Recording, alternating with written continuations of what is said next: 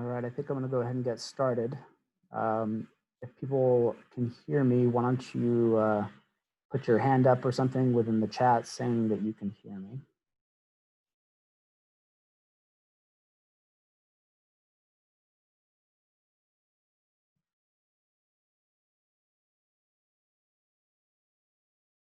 Perfect. Thank you, Marcus. So really the goal for this presentation is to go through our survey data that we just compiled for both residents and faculty, trying to meld the two and looking for areas that we can improve upon, but also to really look at things that we do well. And so without further ado,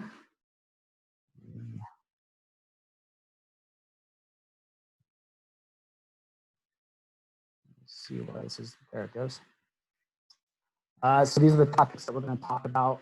Program changes and additions for this academic year that we are finishing up.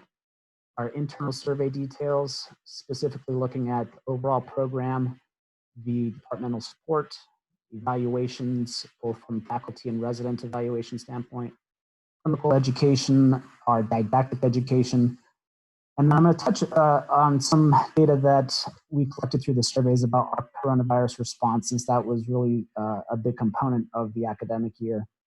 And also because the ACG is going to require us to document what we did for the coronavirus pandemic, as well as changes educationally and clinically in response to that. I had hoped to include ACG-ME survey results with this. With the pandemic, ACG-ME has been holding on to these results, so I actually don't have them just yet. And when those become available, I will send those out.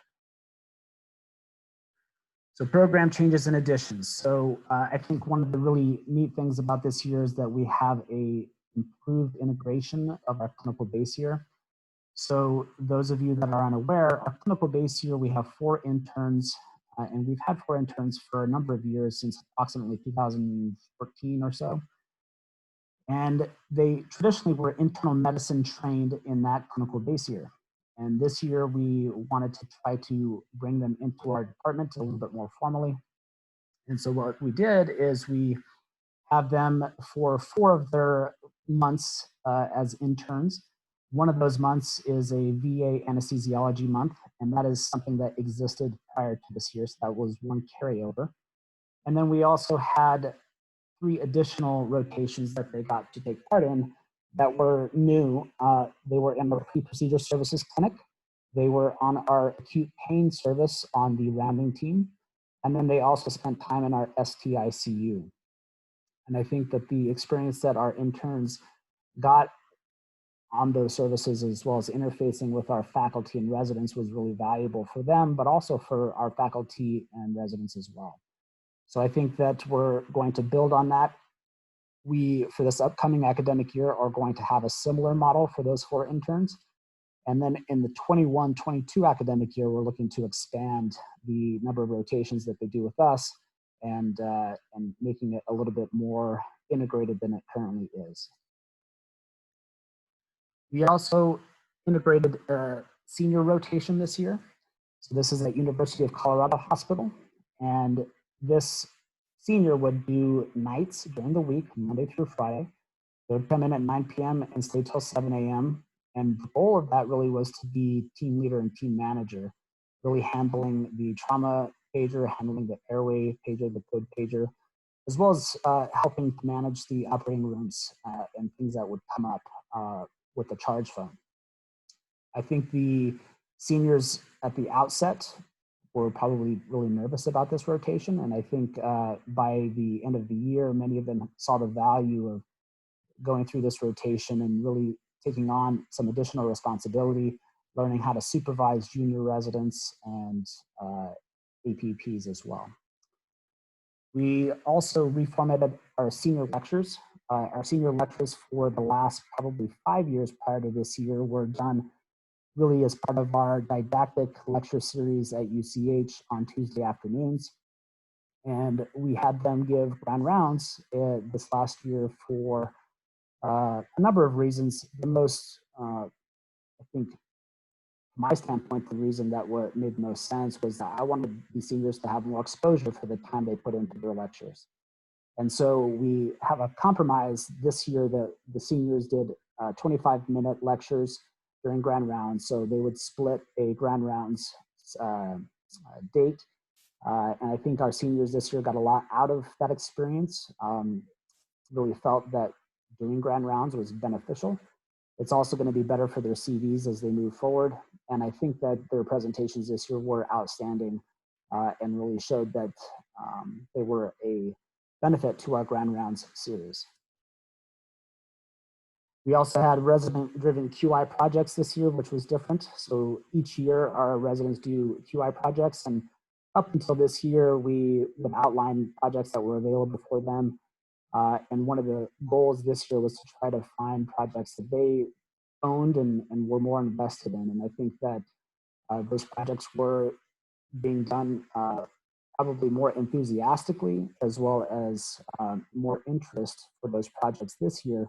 And it's unfortunate that the pandemic really put a halt to the progress of those projects. I think that it would have been a fantastic year to see how those projects would have unfolded.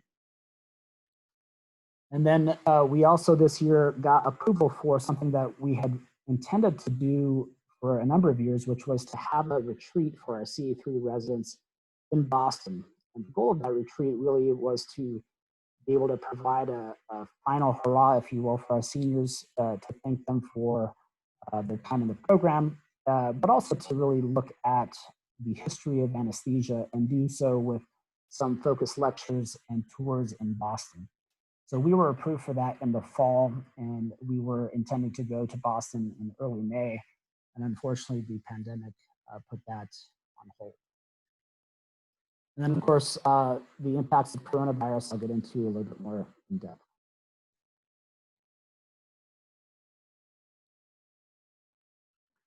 So who responded to the surveys? This year we had 40 respondents for our residents. So that's a sizable number of all residents. We have approximately 49 residents total, so it's a good percentage. Our faculty respondents were 65. You see the breakdown according to hospital down below. So UCH had a sizable contribution to the faculty surveys. And I think the caveat here is that when I show the data below for faculty, it's pooling all of our sites. All right, so overall program view. Residents on the left, faculty on the right. You can see that by and large, the residents and faculty feel that the overall residency training program is very good to outstanding. That's consistent from prior years. In terms of faculty activities, we look at the resident responses again on the left, faculty on the right. Availability, teaching, active teaching, meaning that they're teaching in the operating room, and supervision. Here the scale goes up to 5, and so they're all very positive scores. They mimic each other, and I think one thing that's consistent is that amongst faculty and residents, they feel that active teaching can be done a little bit more frequently. In terms of the workload over the course of the training program, I think it's pretty clear that the vast majority of residents feel that they get an appropriate workload. There's a few that view it as moderately heavy. Interestingly, the faculty, there are some people that feel that the resident workload is moderately light to light. And that, I think that's an interesting component of this data is it really depends on where you are, what site you're at, and whether you know what the residents are doing from one rotation to the next. And hopefully this presentation will shed light on some of that a little bit. Excessive resident fatigue is a problem in this program. Happy to say that usually and always are not on there for the residents. They don't feel that there is an excessive fatigue problem to that degree. You can see that faculty also perceive that residents are not excessively fatigued either. And so that is something that is a good thing. I think from my standpoint, as we have our meeting next week, and if anybody wants to share ideas about why residents, at least here, over 50% have a view of sometimes being excessively fatigued, whether that is a phenomenon on certain rotations. I think that the, trying to figure out if it's rotation related, if it is related to a certain year, certain time of year, those sorts of things are something that we'll have to discuss further.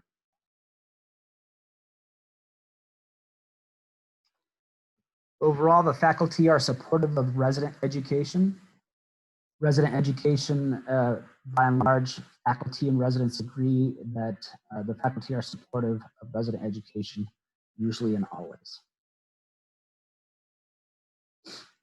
When residents are asked the question, I am confident that I will be able to practice independently upon completion of my training program. Again, this is looking at all residents across all years. And so, of course, CA1s, interns, they're still very early in their training, so it's hard for them to know. But again, usually and always for our residents, they feel like they're going to be well prepared. Moving on to program and departmental support.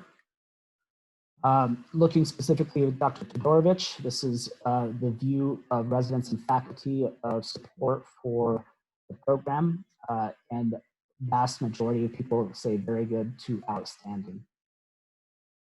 You can see that a couple of faculty are in a bad mood for this particular question. For my availability, involvement, and coordination of the program, also very good and outstanding is the trend there. And again, a couple of faculty not very happy. Our coordinators, Kathy and Sarah, overwhelmingly positive as well, very good to outstanding from the perceptions of residents and faculty too. Now, in terms of departmental support for scholarly activity, most everybody views this as very good to outstanding. Fair and average are a decent size of the data, and this will be something that diving down a little bit deeper about what additional support is needed, what additional support would be desired. And so I think trying to understand what that really means in terms of the resident perception. Evaluations. These are the, again, resident question here, the percentage of written evaluations that you receive that have formative feedback. So this is when our faculty are giving evaluations via MedHub and making sure that giving some information within that evaluation that is meaningful. And so most people say around half the time to 3/4 of the time, they can have evaluations that have meaningful information in it. And I think this is something that we're constantly trying to improve. It's really hard from a faculty standpoint to provide that constructive feedback, and there's obstacles in that process, but this data compared to last year is better. And I think that I want to thank the faculty for continuing to try to put effort and emphasis into making those evaluations worthwhile.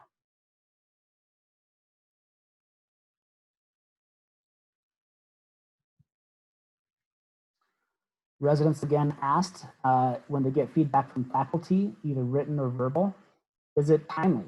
Is it within 2 weeks of the rotation? And the vast majority of people say that it usually is or always is. And that's something that's important from a ACGME standpoint, is we have to be timely. Again, residents were asked how important are these verbal and written feedback for progression through residency. And you can see that the vast majority of people think that it's necessary or mostly important. So they continue to rely on those evaluations, both verbal and written, to improve and to make changes. Residents asked about the ability of this feedback to impact their future performance. Again, many of them saying significant impact. And I'll get to a slide a little bit later that looks at both faculty and residents on what do you think the impact is on whoever it is you're evaluating? And I'll show that data in just a second. So this is exactly what I was just referring to. So is feedback from faculty, written or verbal, used to improve your performance? So when that's posed to the residents, they say yes, it's usually or always used to improve performance. Interesting, I think it's interesting data from the faculty standpoint when they say, hey, we give this feedback, there's a proportion of faculty that say, well, sometimes they use it, sometimes they don't. But again, most people view that residents take that information and use it to make positive changes. And then on the flip side, when residents submit evaluations on faculty, do faculty use that information to improve? And I think this is also fascinating information in data. The residents are a little bit all over the place where they don't know if it is used to improve faculty performance, or sometimes they think that it's not used to improve faculty performance. Whereas the faculty, on the other hand, the majority of people say that they do use that information to improve. So I want to stress to the residents that your evaluations of faculty do make a difference and they do matter and people take them seriously.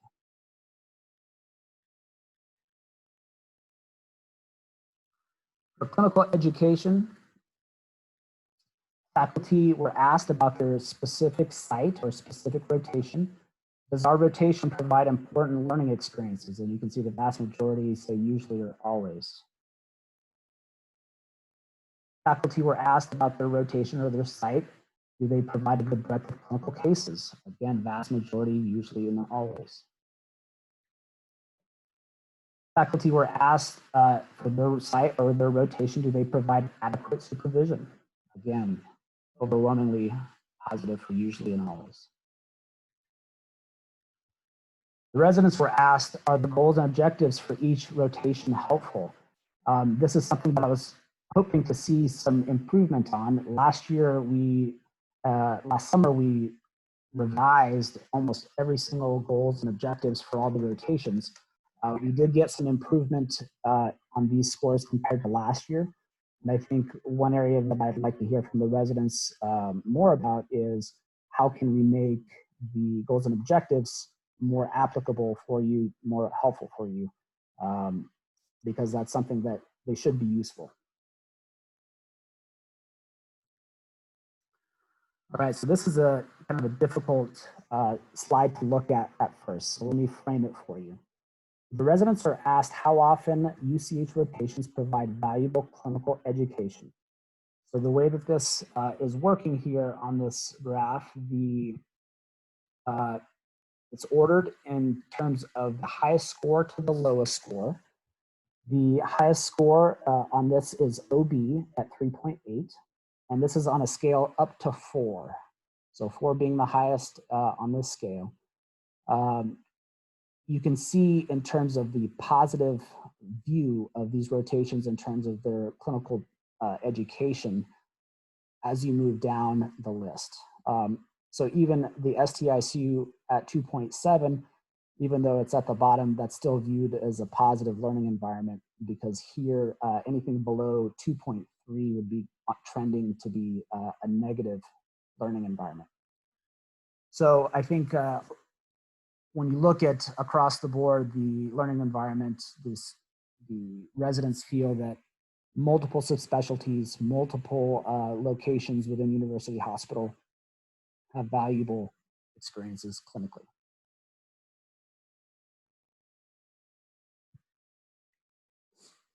Now, looking at clinical education at our other sites, you can see the VA in the top left, Denver Health in the bottom left, and Children's Hospital in the upper right. So these are the responses of residents on these particular sites. You can see that for the Denver Health and Children's Hospital, the vast majority of responses are usually or always these are valuable clinical education opportunities. And so it looks like all our affiliates are doing a great job with our residents and making sure that they get interesting things to do. Now, specifically looking at faculty teaching, this is looking again at UCH. This is set up in a similar fashion where the maximum score is 4, and it's from top rated to bottom rated on here. And it's asking the question, do faculty actively teach on these rotations? And it'll be on this schematic is number 1 again. Pre-op clinic, kudos for your contributions to education. And then on the bottom side, it's interesting, PACU is on here, and we had 2 people go through PACU this year, yet there were, I think, 8 or 9 responses to that question. So I think some people might have been answering that question based on their experience previously to this academic year. But with that said, there are changes that we can try to implement with NORA, for example. The non-OR rotation is one that doesn't have a whole lot of guidance, largely because you're in different places all the time. You're in GI, you're up on CVC, you're doing IR cases, you're down in imaging and radiology. So it's a tougher rotation with a less consistent faculty presence. Again, the threshold here for a positive view of the faculty teaching is 2.3. So anything above a 2.3 is trending to positive teaching environment.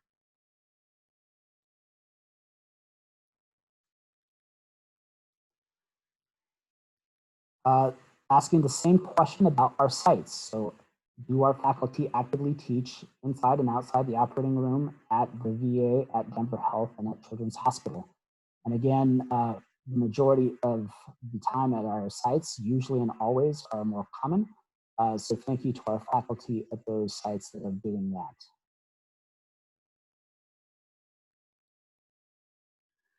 And then this is a question that residents were asked about whether faculty allow, generally speaking, independence that's appropriate for their level of training. So obviously, if they're CA1, you have to make sure that they are a little bit more supervised, but just making sure that it's appropriate for their level of training and their skill set, that they are getting some autonomy.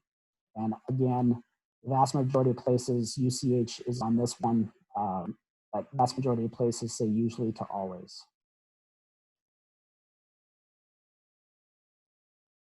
All right, before I move on, I'm going to quickly look at the group chat to see if there's any questions. So it looks like Dr. Hendricks says, have we asked the residents what they think the goals should be? That's a wonderful question. I think that and I'm presuming you're referring to the goals and objectives. I think maybe having a sit down with some interested residents on this topic would be helpful to guide what will allow for those documents to be more meaningful and more helpful.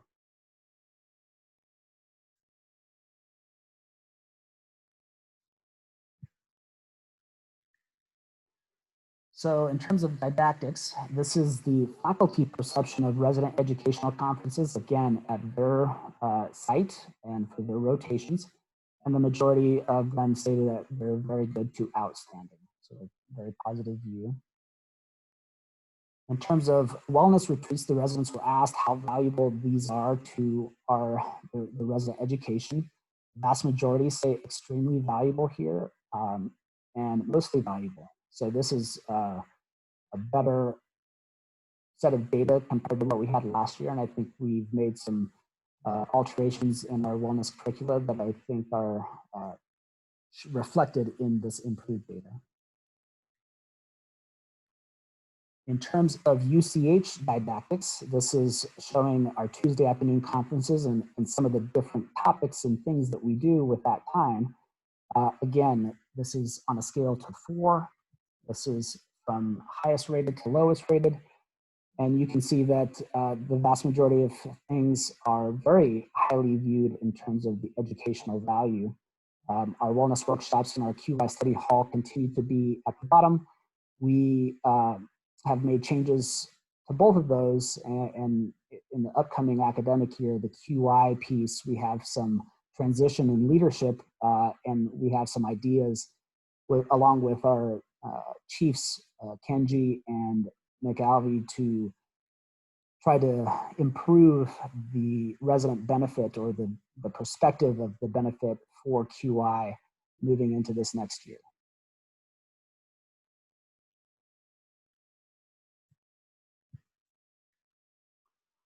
In terms of subspecialty educational conferences, I didn't separate out cardiac versus ICU versus neuro versus some of our other subspecialties. Many of our subspecialties do a journal club or they do some other educational activity for the residents on those rotations. And again, cumulatively looking across the board, usually and always, again, most common here. So I think that our subspecialty rotations are doing a great job at ensuring that we're doing good education curricula for those residents.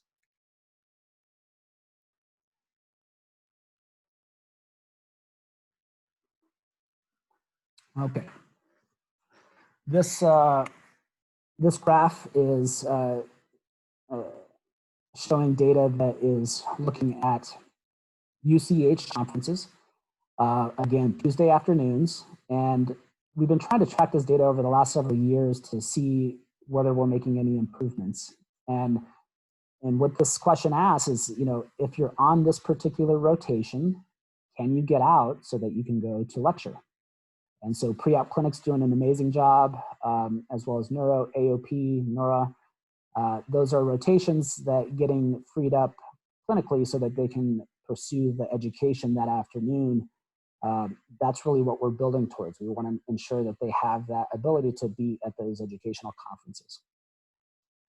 You can see as you move down, again, 2.3 here is the threshold, where below 2.3, it becomes a negative trend that they cannot get out, even if they really wanted to be present. And so we've had discussions already, even prior to this presentation, when we were looking at this data. And I think the residents themselves know it as they've gone through these different rotations, that some rotations are difficult to make it to conference. And so we're working on strategies to A, make this better, but B, also try to figure out a way to prioritize the education time. So moving into next year, we've discussed different strategies, one of which is having an education day. And I won't get into the details of what that looks like just yet, but we're looking to maybe have a day where all CA1s have an education day, and then another day, an education day is for the CA2s, and so on and so forth. And maybe doing that on a quarterly basis is one of the ideas that we have moving forward to try to ensure that we can make people available for these educational opportunities. Additionally, having that education day allows us to do other things, mock oral board exams, simulations of various types, different wellness activities that we could do a little bit better, OSCE, mock OSCEs, things of that nature. So we could do a whole lot with that time that I think will benefit everybody much more. So even if we move forward with these education days, we still will have education afternoons at UCH, and we're going to continue to work on how to reliably get residents available for those educational opportunities.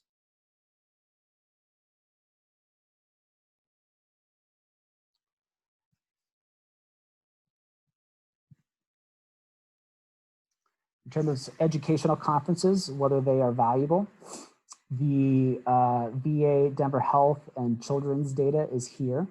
And you can see that those sites do their own education. Each of them have a kind of a different setup. Children's Hospital and Denver Health often do morning education. And you can see, and I believe VA does as well. And you can see that the majority of the time for the residents, usually and always, they feel that they are valuable. And so it looks like the content of those conferences are useful and relevant. Okay, coronavirus response. This is, I think, a good segue. Does anybody have questions about any of the other data that I've presented up to this point? A lot of information. I have not gotten it all into comments, and I won't do that for this presentation, but a lot of the comments echo what you see from the graphs and other data that I've presented so far. And we'll talk about that data as well as the comments at our meeting next week. If any of you are interested in being a part of that meeting, that will also be via Zoom, and that is going to be our program evaluation meeting that we have. Same time, probably a different Zoom link though. Tony, can I ask you a question? This is Vesna. Yes. So do you have any data to compare our program to other programs nationally when you guys talk to other program directors? And is this the same survey that everybody gets? Or do we have our own survey? And could you compare the data to see how we fare? Yeah, there's two answers to your question. The first answer is that there is a common survey, and that's the ACG&E survey. That survey, you can compare your program to other programs. That is what I meant at the beginning, which is I usually get that data in May. And because of the pandemic, the ACG&E has not been releasing the results of those surveys. So I don't know yet what our responses look like compared to other institutions for that survey. So that is one comparator. This data that I'm showing you is an internal survey that is not at all uniform with other programs, and it's really just focused at our own specific rotations and education.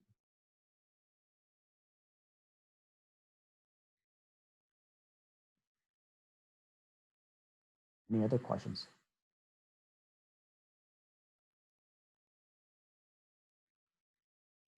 So coronavirus obviously was a very large component of our lives and of our training environment over the last 3 months. And so I really wanted to use this opportunity to try to dive down into how did this impact our residents and their training. So we had 23 residents out of our program that were reassigned, meaning that they were essentially taken off of their rotation that they were scheduled for, and they cared for patients in the ICU. So these were for our surge ICU teams. So if you look in terms of proportion of the program, this is over half of our residents that were taking care of these patients. 11 of our residents cared for these patients on OB. And that's actually something that I think heading into this pandemic, many of us didn't really think about initially was, you know, we're going to care for these patients in the ICU. Sure, we all expected that, but there was a fair number of patients that would come into OB ready to deliver, and they would be coronavirus positive. We had 26 residents that cared for coronavirus patients in some other capacity, either via our acute pain service, in the OR when they're on call, or some other venue. So there are very few residents in our program that in some way were not taking care of these patients in one form or another. In terms of asking the residents themselves about whether they were tested, suspected, or actually got coronavirus, we had 7 people that got tested officially. 11 thought that they had coronavirus but were not tested, and we had 1 positive test. When the residents were asked about people that they live with, they responded that 10 people were tested, 5 were suspected to have it but were not tested, and there was 1 positive test. And so to me, I think this was reassuring from the standpoint that, like our faculty, I think we've seen very few cases of people getting coronavirus and then themselves as health professionals, but also that their families are staying safe as well. So I think this is in line with what we are seeing amongst faculty. In terms of persons close to residents, 9 tested positive.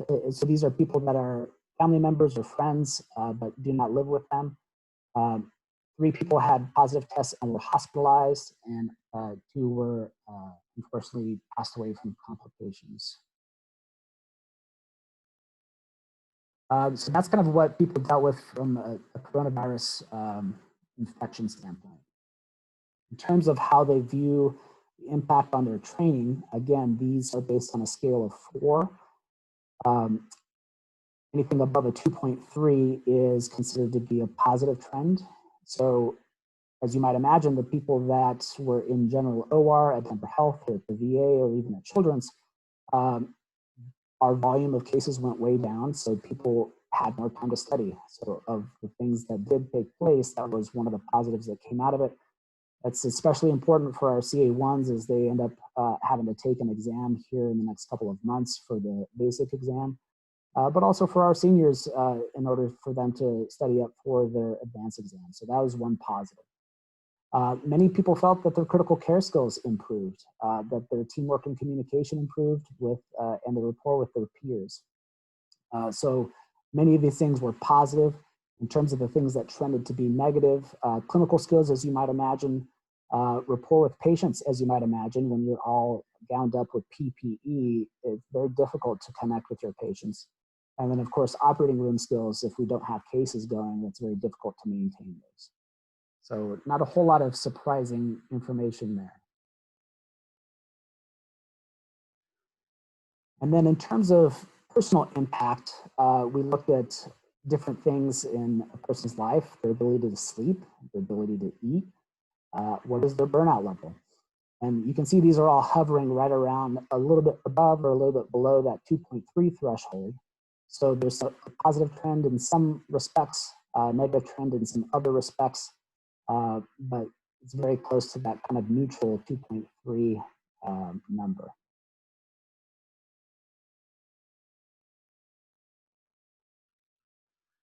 Now, examining the perception that residents have of how, as a program, we handled the pandemic. This was something that I think was a big struggle for me, as well as other leadership in our department, to make sure that we are putting residents in safe environments, as safe as possible.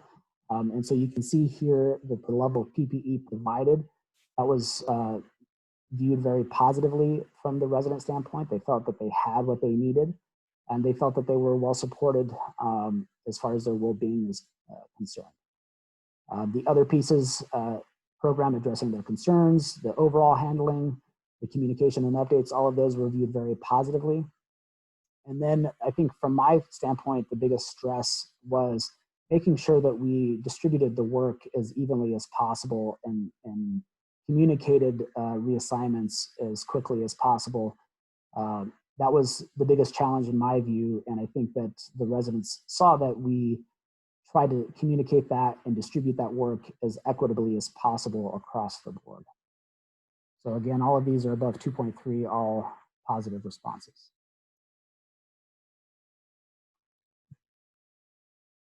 And then lastly, the faculty were asked from their perspective, do you think the residents were well supported?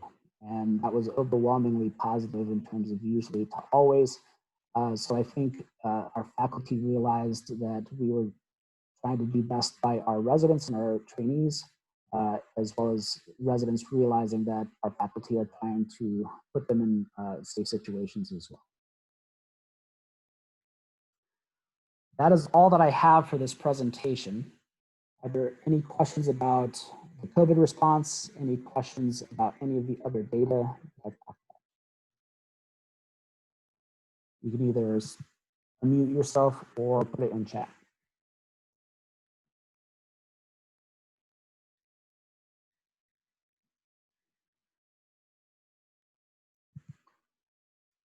And like I said, whenever the ACGME surveys become available, I will make sure that that is forwarded out to faculty and residents so that we can see it.